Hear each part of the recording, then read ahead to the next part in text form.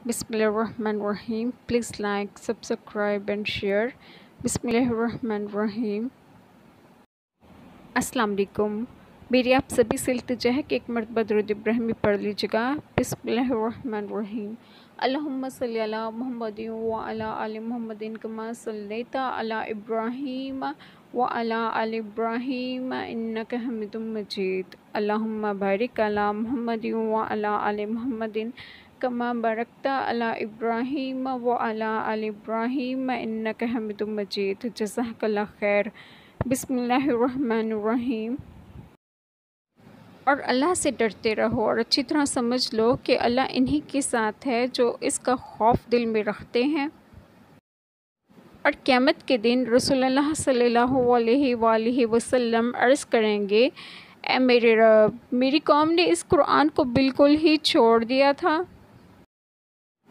हमने तुम्हारी तरफ ये किताब नाजिल फरमाई है जिसमें तुम्हारे हिस्से की नसीहत है। क्या तुम अक्ल से काम नहीं लेते? लोगों, तुम्हारे पास तुम्हारे रब की तरफ से ये किताब नसीहत आ चुकी है। ये दिलों के अमराज की शफा है और मोमिनों के लिए हदायत और रहमत है। जिन लोगों ने हमारी आयतों को झुटलाया और उनके मुकाबले में तकब्बर किया, उनके लिए आसमान के दरवाज़े हरगिज़ ना खोले जाएंगे और उनका जन्नत में जाना इतना ही नामुमकिन है जितना कि सुई के नाके से ऊँट का गुज़रना। अल्लाह ताला का इरशाद है, और जब कुरान पाक पढ़ा जाए तो इसे कान लगा कर सुनो और चुप रहो ताकि तुम पर रहम किया जाए। आमीन। जज़ाकल्लाह खैर। बिस्मिल्लाहिर्रहमानिर्रहीम। आज जो बात मैं आप लोगों से डिस्कस करूँगी वो है कुरान पाक।